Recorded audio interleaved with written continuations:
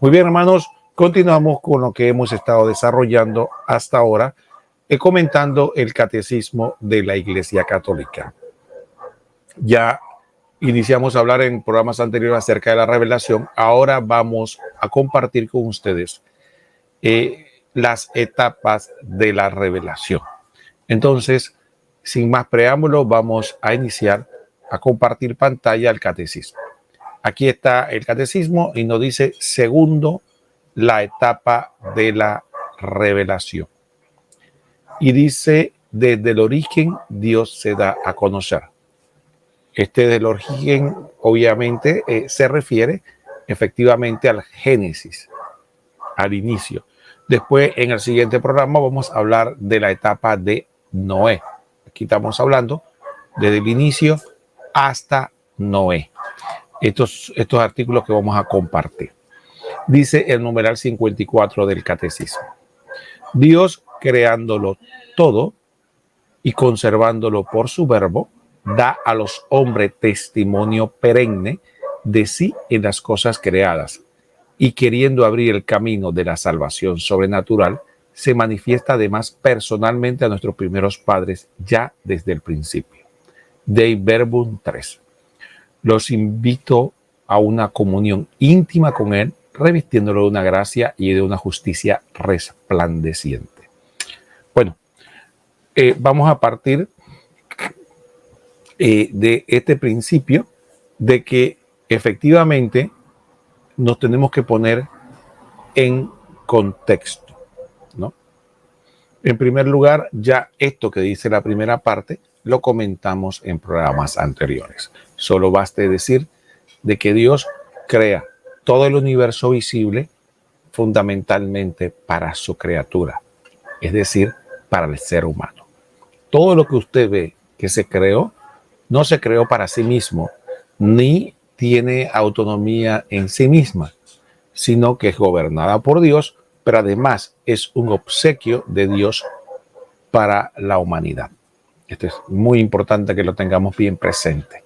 Cada vez que usted ve un cielo estrellado, no, usted no es un accidente en este universo que cayó aquí, bueno, y tuvo el azar le permitió a usted ver a ese cielo estrellado. No, ese cielo estrellado fue creado por Dios para usted precisamente.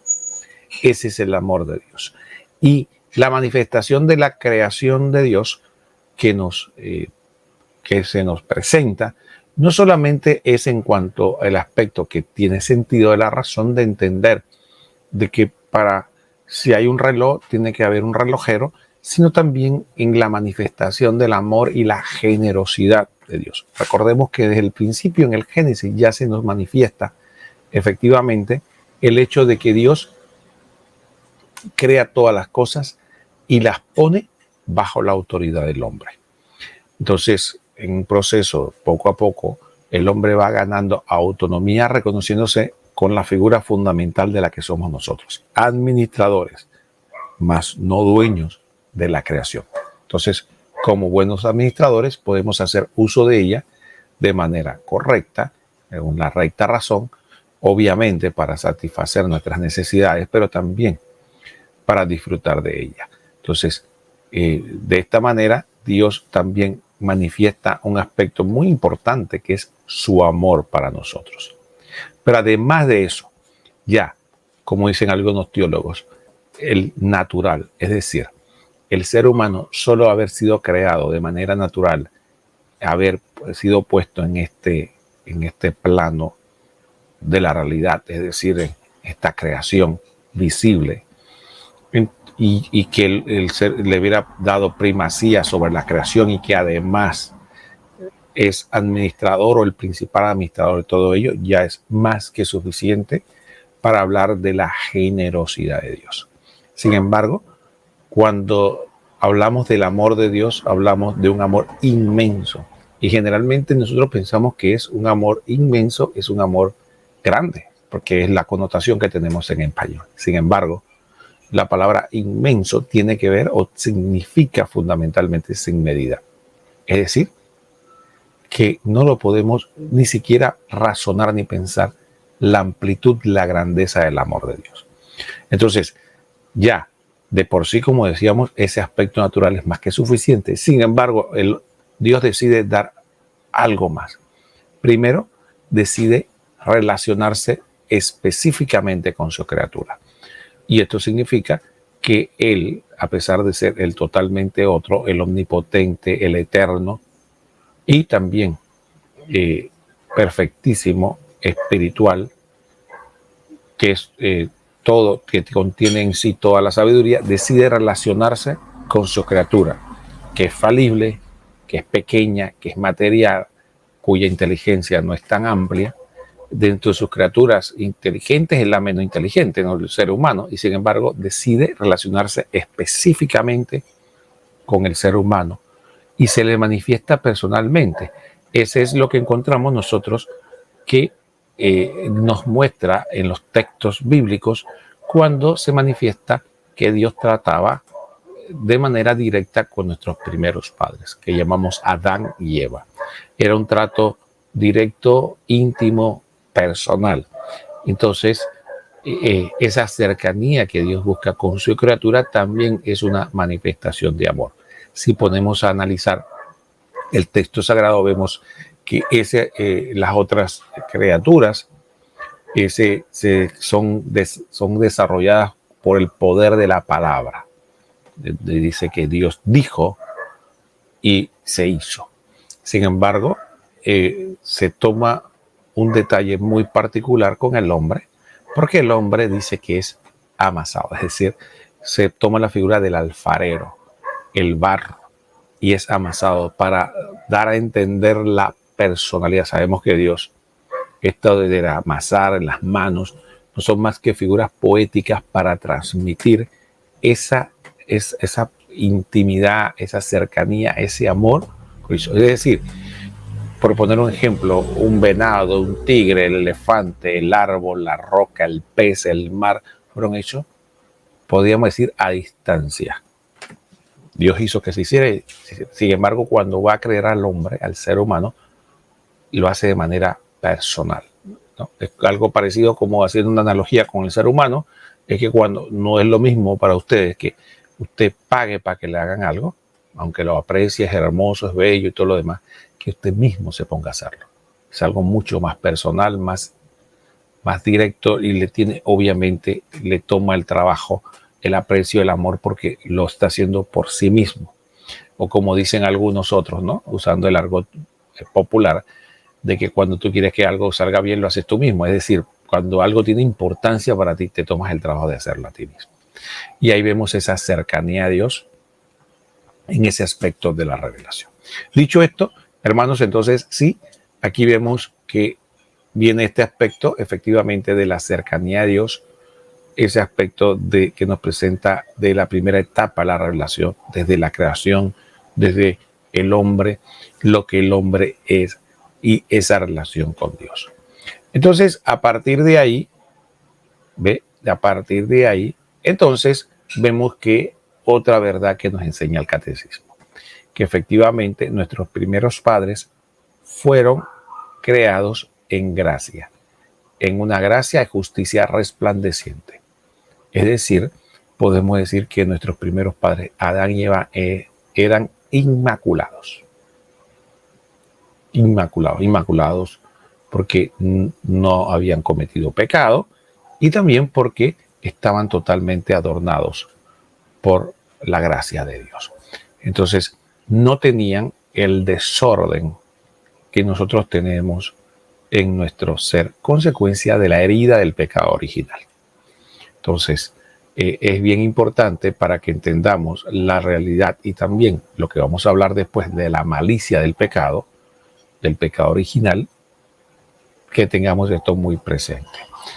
No es lo mismo, haciendo la comparación, que uno de nosotros que de alguna manera está herido por el pecado, tiene un desorden en sus pasiones, en una verdadera lucha mantenerse en gracia o sin pecar, que una persona que nunca ha pecado y que además está totalmente unido a la gracia de Dios. La malicia del pecado es mucho más profunda, mucho más grande cuando se realiza. Y de esta manera, entonces, cuando nuestros primeros padres pecan mortalmente, esa primera vez, por eso reviste una gravedad inaudita de la cual nosotros no podemos tener noticias realmente el grado de maldad con el que incurrieron en esa primera falta. Para nosotros lo vemos como una cosa, como un niño travieso, ¿no? Porque la figura nos hace ver o ponernos nosotros o un niño en esa circunstancia de que le dijeron que no comiera el árbol y fue y comió, una travesura más. Sin embargo, tenemos que ver, no ver el acontecimiento del hecho como con la simplicidad, sino con la malicia con que se hace.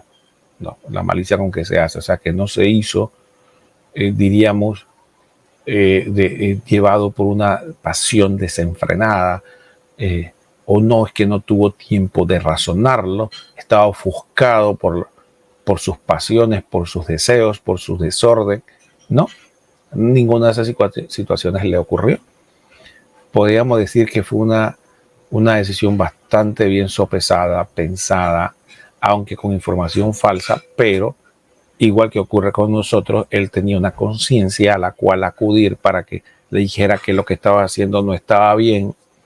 Esa conciencia es una conciencia fuerte, una voz clara, tenía las fuerzas espirituales para resistir, pero tomó una decisión, podríamos decir, radical. Una decisión que perfectamente bien hubiera sido, si no es por la misericordia de Dios, suficiente para ir al infierno por toda la eternidad. Sin embargo, la misericordia de Dios, ¿no? A pesar de todos los dones, analicemos a nuestros primeros padres, son creados de la nada. Ya ese es un don inmenso. Después se le coloca en un lugar extraordinariamente bello y con todas las propiedades para vivir en paz. Quién sabe qué cuántos años le hubiera otorgado Dios en la vida terrena. Porque recordemos que el paraíso que hablamos en el Génesis no es el cielo. Es un lugar en el universo visible que efectivamente eran donde estaban nuestros primeros padres. Ahí él tenía que transcurrir su vida terrena, que era el plan original de Dios, y después él podría ir a la vida eterna. ¿Qué ocurre? Le otorga eso. No lo deja solo ahí y lo observa a la distancia, sino que tiene un trato personal con él. Habla con él como con un amigo. Comparte su creación, sus cosas, lo hace administrador. Y frente a todo eso, además, le da la gracia y que lo eleva de manera sobrenatural a su realidad. ¿Qué pasa? Frente a todo eso, ahí vemos que entonces cuando el hombre decide traicionar a Dios, pecar gravemente, muchos de nosotros, cuando yo era niño, a mí me parecía, recuerdo, excesiva lo que Dios le puso a Adán y Eva. Y muchos de nosotros posiblemente hasta hemos pensado eso alguna vez. Pensamos de que porque fue tan duro, se le hubiera dado un castigo, pero ¿por qué lo echa del paraíso? ¿Y por qué le permite que el pecado lo hiera de esa manera y todas las consecuencias que vinieron después? Y nos pareciera tener la visión de un Dios duro. Sin embargo, tenemos que tener presente de que lo que Dios manifiesta a Adán y Eva no es una acción necesariamente positiva de él. Es decir, no es igual que el papá, que cuando se enoja con su hijo porque le hizo alguna travesura, entonces él saca el cinto y lo castiga físicamente. Es una acción positiva que tiene que ver muchas veces con una reacción a lo que ocurrió, pero infringe un castigo que puede ser no proporcional o demás. Sin embargo, el caso de Dios no ocurre así. Dios no es que le quita cosas o le infringe sufrimiento porque actuó de tal o cual manera. En el caso de Dios, lo que Dios enuncia son las consecuencias de el haber hecho eso, que en el caso de Dios, y a eso voy, son menores a lo que se merece. Es decir, el pecado original había merecido la eterna separación de Dios. Ese es igual al infierno. Y con todo lo que hemos explicado de la malicia y todo lo demás que ha ocurrido, eso es lo que se merecía nuestros primeros padres. Sin embargo, Dios, en su infinita misericordia, nos permite que las consecuencias del pecado sean menores a las que merecemos. Y entonces, efectivamente, eso que parece un acto de crueldad a primera vista, o inclusive para nosotros un acto de venganza, porque me hiciste esa, ahora te hago esta, no es más que un acto de misericordia. Y eso lo sabemos nosotros y lo podemos pensar perfectamente bien en el plano material, ¿no? Cuando una persona decide por pasión, por deseo, infligirse un daño a sí mismo, nadie piensa que, hombre, lo que pasó fue que esta persona decidió tomar tal o cual droga porque quería sentirse bien y eso tuvo consecuencias cerebrales, cardiovasculares, quedó en coma y después no puede caminar, no puede hablar, nadie va a decir, hombre, pobre hombre, ¿por qué le hicieron pasar eso? Sino que van a decir, bueno, lamentablemente fue consecuencia de él. Y peor cuando si se le advirtió, se le ayudó, se estuvo detrás de él para que no cayera, se le escondía, se le botaba la droga, pero él se escondió, buscó hasta que logró tomar la droga y tuvo las consecuencias. Entonces, algo parecido ocurre para que lo pongamos en contexto con Dios. Él lo puede todo, pero él no puede ni negarse a sí mismo, ni la verdad, ni la justicia, así como que va a la par con su misericordia. Entonces, él no puede, como nosotros, mentir o dejar pasar por alto las cosas porque él es perfecto. Entonces, cuando él establece la realidad, él no puede, porque ama a alguien, decirle, bueno, mira, esto es rojo, aunque en realidad es verde. Él tiene que seguir siendo verde. Entonces, cuando nuestros primeros padres toman la decisión en el libre albedrío que Dios establece de irse fuera del ámbito de Dios, entonces eso inmediatamente tiene consecuencias en la criatura, no en el creador. Y esas consecuencias Dios las respeta, pero como Él es Dios y su amor sobrepasa a nuestra malicia, Él decide que las consecuencias de esa maldad no sean proporcionales a la malicia del pecado y la maldad. Entonces Dios nos castigó con lo menos posible. O de hecho, de otra manera, Dios permitió que las consecuencias de ese pecado fueran las menores posibles. O sea, lo que recibimos nosotros eran lo menos posible. Puede ser que hasta el diablo, y esta es especulación mía, quedó hasta decepcionado. Él esperaba tal vez más. Pero Dios en su amor permitió que la criatura recibiera lo menos posible de ese gran pecado que fue el pecado original. Y entonces a partir de ahí vemos que en el versículo 55, que vamos a ver ahora más, vamos a subir para seguir leyendo, dice en el versículo 55, esta revelación no fue interrumpida por el pecado de nuestros primeros padres.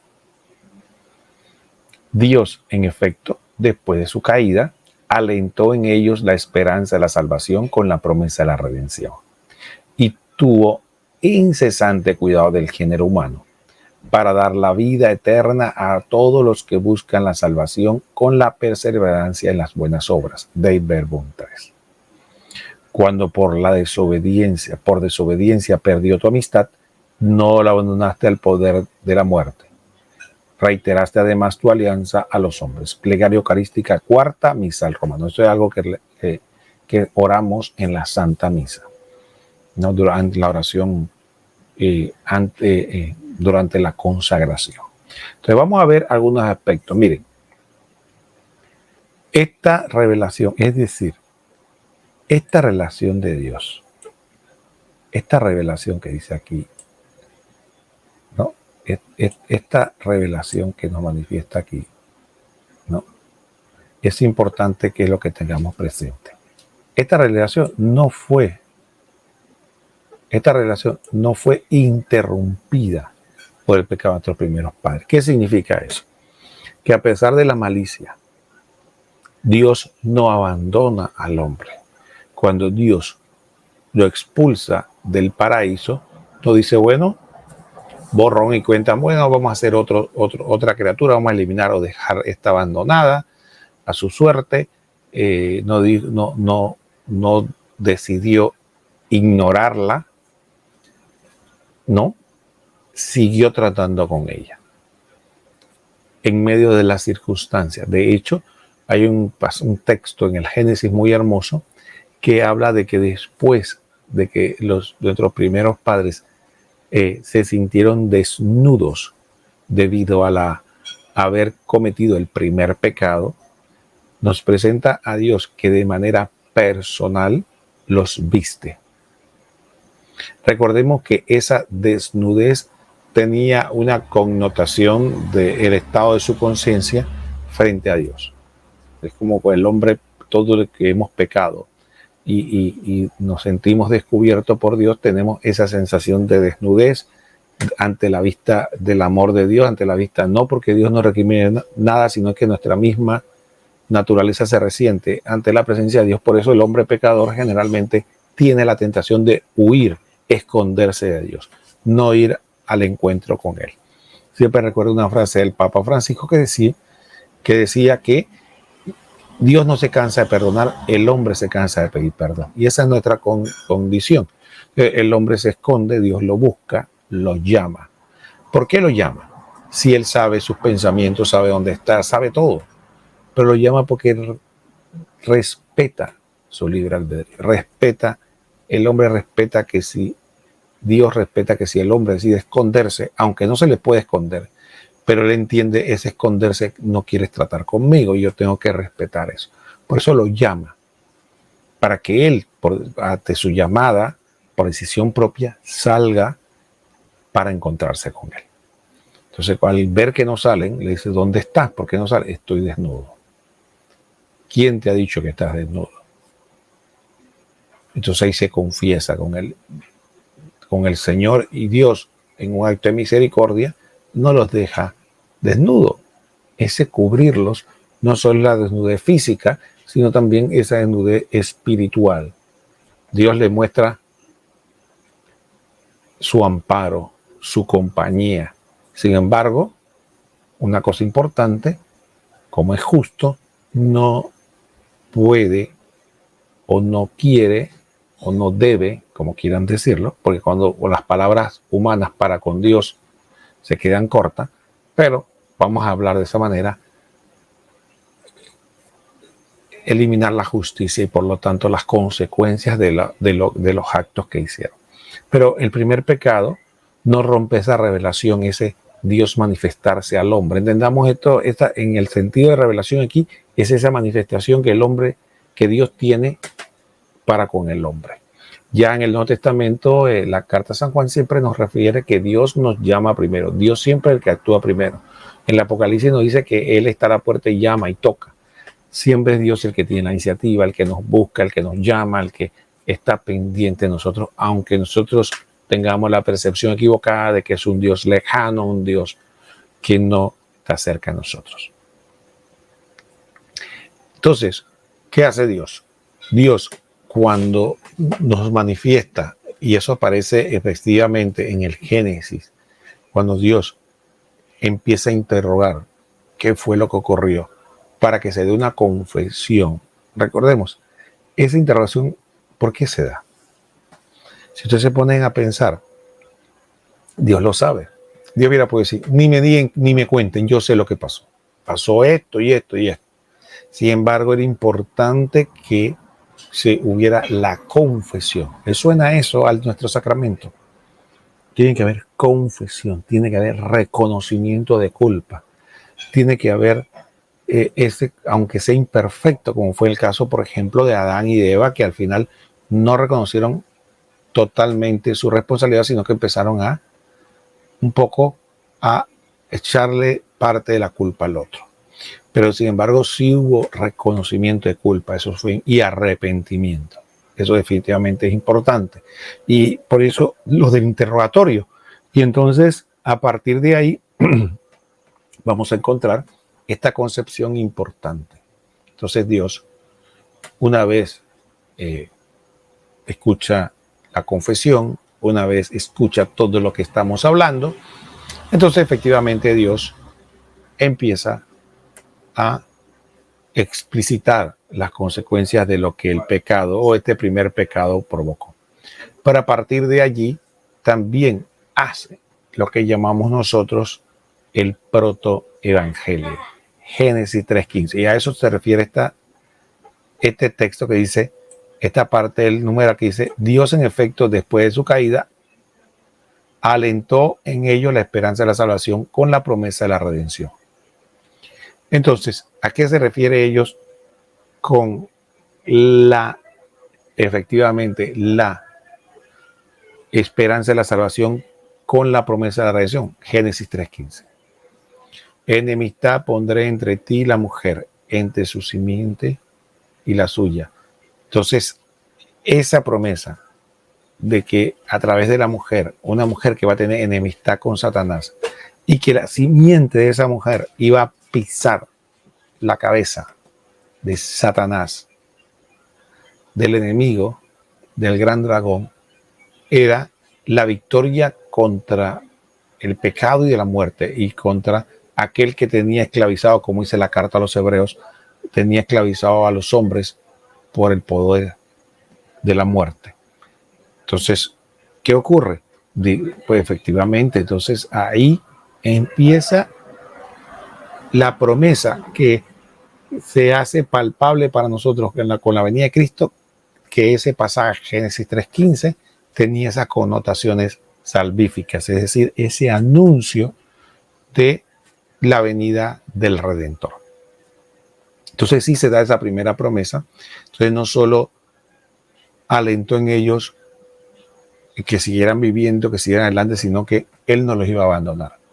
Que la presente situación en la que se habían imbuido debido a este primer pecado, desprecio que tuvieron con Dios, Dios no se iba a dejar vencer en su amor. Y ahí que esas connotaciones la encontramos nosotros cuando Jesucristo nos plantea por decir, el pensamiento de Dios. Y que Él aspira a que sus criaturas se comporten como Él.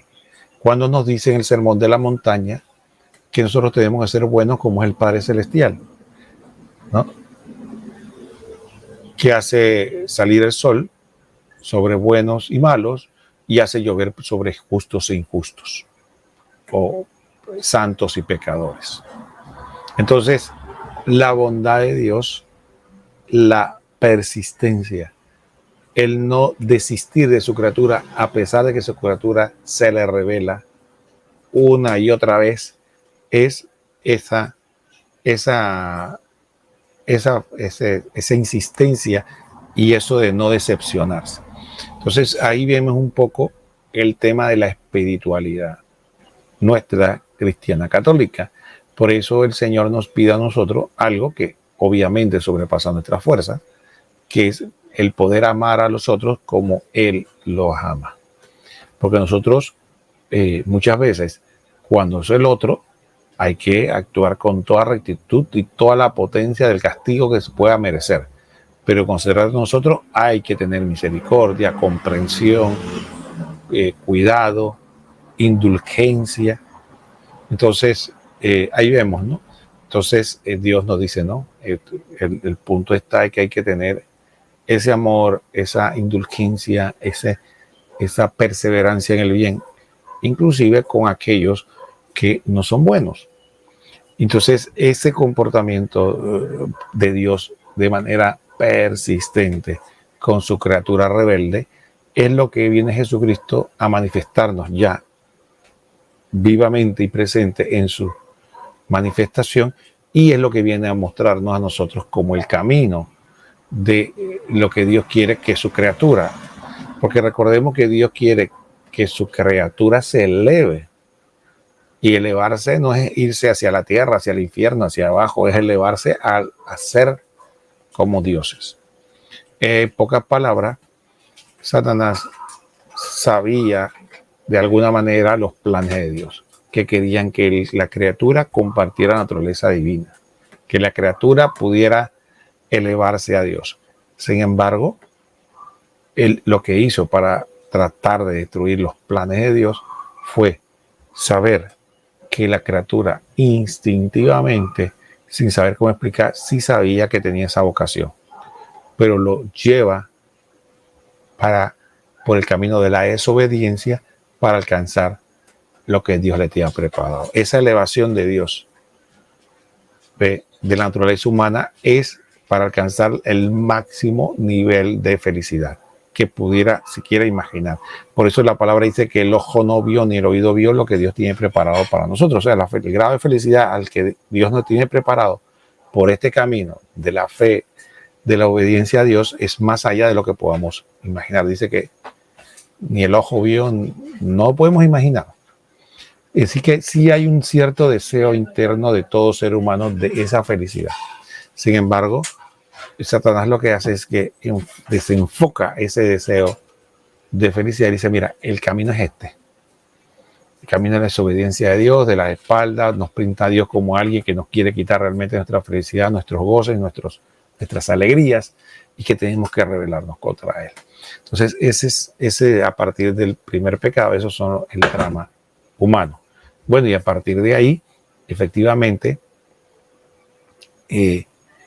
por eso Dios mantiene un incesante, y es lo que dice, un incesante cuidado del género humano para dar la vida eterna a todos los que buscan la salvación con la perseverancia en las buenas obras.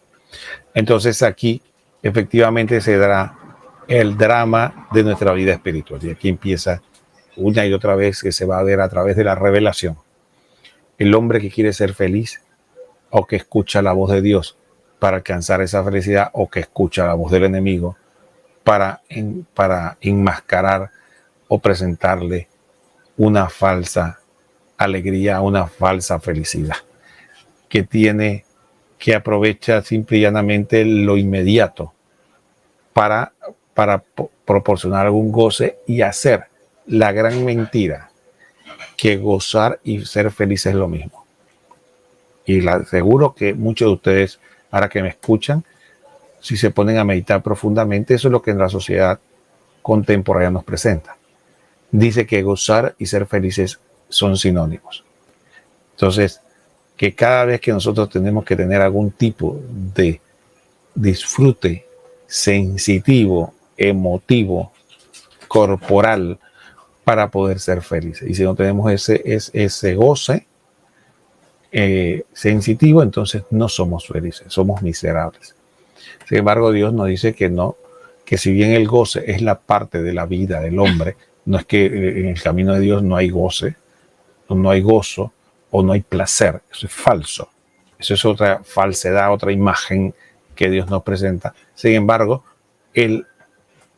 la felicidad no va a depender de ni el gozo, ni el goce o el placer que usted pueda sentir, sino de el amor de Dios en medio de todo, de las situaciones difíciles. Entonces, ¿qué pasa?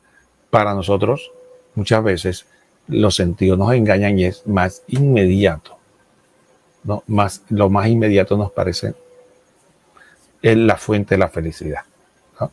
Es cuando la persona se envicia en la droga, se envicia en la pornografía, fundamentalmente es dado por una sensación inmediata de placer, de gozo, que la persona identifica como la alegría, la felicidad, y después queda encadenada a esa sensación que necesita repetir una y otra vez porque se desgasta, se aburre y queda totalmente en un estado deprimente en cualquier tipo de este tipo de drogadicción, igual que pasa también con las personas que buscan, por ejemplo, el placer sexual, ¿no? Y entonces después tienes que ver una y otra vez. Y ese tipo de comportamientos es lo que hacen que la gente busque el despeñadero. Y cuando descubre que ya ese placer se agotó, que ya no me proporciona esas alegrías de antes, y que el cambiar o el probar drogas más fuertes o el experimentar cosas nuevas no me llena, entonces cae en una total y absoluta depresión.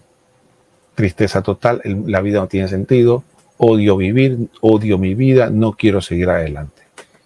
Y es precisamente por esta dicotomía, esta disyuntiva que el hombre siempre tiene de que o el camino de felicidad es con Dios o el camino de felicidad es con Satanás y sus mentiras. Entonces, pero Dios estará presente siempre a lo largo de la historia del ser humano para buscar a aquellos que quieran la salvación por la perseverancia de las buenas obras, quieran buscar la felicidad, quieran buscar el gozo, quieran buscar la alegría. Entonces, nosotros somos dichosos porque Dios no nos abandonó al poder de la muerte. Dios no nos abandona al poder de la muerte. Y efectivamente, en medio de esto, tenemos que tener muy presente de que estos dos numerales del catecismo nos ponen en perspectiva de lo que hemos estado compartiendo con ustedes. Fundamentalmente, un pequeño comentario y que vamos a ir desarrollando, ¿no? Desarrollando a lo largo. Después, el próximo miércoles, si Dios nos permite, seguiremos hablando entonces de Noé. Lo que el catecismo nos habla de Noé y de lo que llaman el diluvio universal y cómo el hombre efectivamente cae en una especie de rebeldía contra Dios, pero ese será otro tema. Ahora baste con estos comentarios que hemos desarrollado hasta este momento, donde estábamos tratando de hablar un poco acerca de nuestros primeros padres, de cómo Dios se revela al hombre. Es importante esta connotación espiritual, hermanos, que nosotros, igual que nuestros primeros padres, estamos en una condición similar. ¿Cuántos de nosotros no hemos caído en un pecado que pensamos que Dios no nos va a perdonar? ¿Cuántos de nosotros hemos caído en un pecado que nos causa tal vergüenza que nos estremeceríamos si nuestros amigos o seres cercanos o hermanos de comunidad se enteraran? ¿Cuántos de nosotros no hemos caído en un pecado que nos avergüenza ir a confesar? ¿Cuántos de nosotros hemos caído en la tentación de pensar de que después de pecar Dios no va a ser el mismo conmigo? Esa realidad, esa situación es lo que vivieron nuestros primeros padres. Y por mucho que la iglesia nos enseñe, es una lucha. Es porque es importante entonces conocer la revelación, porque el saber la doctrina, el saber la Sagrada Escritura va a ser un bastón, un sostén en nuestra vida espiritual, ¿no? Nosotros, eso es importante, porque dice San Pablo, el que se crea firme, mire que no cae. Y él dice de sí mismo, por eso yo someto a mi cuerpo a servidumbre, no vaya a ser que después de haber proclamado otro quede yo mismo descalificado. Entonces, tenemos que tener presente siempre esa situación. Pero el conocer todo esto, la palabra de Dios, la doctrina de la iglesia, lo que Dios nos ha revelado y que la iglesia nos presenta, va a ser un bastón importante que nos va a ayudar a poder apropiarnos de la promesa de Dios. Es como una persona que es heredera de un multimillonario pero no lo sabe. ¿Qué diferencia cuando se descubre heredera? ¿Qué diferencia cuando se descubre, dice, oye, pero si yo tengo derecho a esa fortuna? Pero ¿de qué le sirve a una persona decir ser heredero de un multimillonario si no lo sabe? ¿De qué le sirve? ¿Cómo puede llegar a ese dinero? No lo sabe. No sabe ni que probablemente ni que existe ni que tiene derecho. He ahí la importancia de la formación. Porque cuando usted entonces se tiene que enfrentar dice, pero es que mi padre es multimillonario, yo tengo derecho y él es bueno conmigo y él no me va a negar lo que yo le pida. No importa lo que me digan los demás, no importa en qué situación me encuentre. Mire, esto es como con la siguiente anécdota. Y le cuento algo de mi vida personal. Por ejemplo, mis hijos, ¿no? Mis hijos yo tengo hijos de diferentes edades para compartirle algo de mi vida personal. Yo tengo hijos de 21 años, otro de 19, tengo una hija de 16 que va para los 17 y tengo un chiquitín de 10 años. Por la gracia de Dios, regalos todos que Dios me otorga. Entonces, ¿qué pasa? Cuando mis hijos más grandes empezaron a salir, ¿no? Cuando mis hijos más grandes empezaron a salir, yo les dije a todos, cuando iban con sus amigos, iban a tal situación o lo que fuera, al cine, donde iban con los amigos, ustedes saben que los chicos salen. Yo les decía, no importa dónde estés, no importa lo que haya pasado, cuando ni la hora ni el momento, cuando tú te encuentres, necesites de mi ayuda, tú me llamas. Y yo te prometo que no te voy a reclamar nada. Yo voy a ir y voy a rescatarte porque yo soy tu padre. Después hablaremos del tema. Pero lo más importante en ese momento eres tú. Yo tengo que ir a buscarte y ese es mi deber. No te quedes en la situación, el problema, la soledad, la situación, porque piensas que hiciste mal y que tu papá te va a regañar. Tu papá no te va a decir nada. En ese momento. Después hablaremos y tú sabes que hay que hablar de eso. Esa explicación, que yo no soy la excepción, esos son los que todo padre lo hace, todo buen padre, que es lo que nos hace por sus hijos, que por una hija, por un hijo, va hasta el fin del mundo. Entonces, cuando el hijo tiene certeza de que su papá no vaya allá con un palo a golpearle la cabeza o a gritarlo, a dejarlo en ridículo, o que dice no voy a llamarlo porque este papá lo que va a hacer es empeorar las cosas acá. Cuando tiene certeza de que tiene un padre que lo va a rescatar, un padre que va a buscar, que va a ir a ayudarlo y no a juzgarlo, a condenarlo, entonces él llama y dice, papá, me pasó esto, ayúdame. Y va al papá y lo ayuda y lo saca de la situación que se encuentra. Y después, obviamente, se habla, mira, ¿qué pasó? ¿Por qué se dio esto? Inclusive si tiene que recibir una consecuencia de eso, la recibe. Pero fue rescatado. Entonces, no, Dios con nosotros igual. Pero el que no conoce que su papá es así, el que no conoce que su Padre Dios es así, que lo va a rescatar tan solo con una llamada, que no le va a reprochar nada, que no le va a cuestionar nada, que va a darle la mano como el hijo pródigo cuando llegó a su casa. El que no conoce esa cara del papá, el que no conoce esa realidad, se queda sumido en la oscuridad, se queda en el chiquero, se queda con los puercos comiendo las algarrobas porque no sabe que su papá lo quiere rescatar, que su papá es millonario, que su papá lo va a ayudar. Ojo, eso no significa que entonces él va a decir, mira, no importa, vuelve a hacerlo. No, porque Dios no quiere que volvamos a hacerlo. Así que sí va a tener que haber una conversación posterior. Pero ya después que te limpiaste, te bañaste, te cambiaste la ropa, te pusiste, te reconociste hijo de Dios, bueno, ¿ahora qué pasó? Esto no puede volver a pasar, tenemos que esforzarnos, tenemos que trabajar, tienes que reconocer que estuvo mal, tienes que enfocar. Y eso que es la historia de Adán y Eva, la historia de toda la Biblia, de el hijo pródigo, de nosotros. Y es importante entonces para nosotros poder vislumbrar este proceso de revelación, que no es más que la manifestación del corazón de Dios, que no es otro que el corazón de Cristo. Muy bien, hermanos, ha sido un verdadero privilegio estar con ustedes nuevamente en este programa de El Tesoro Escondido, comentando el Catecismo de la Iglesia Católica. Le estuvo hablando Roquel Carnat desde Panamá, que les invita a que nos veamos próximamente por estos mismos medios el próximo miércoles a partir de las 8 de la noche. Que el Señor los bendiga a todos. Nos vemos pronto.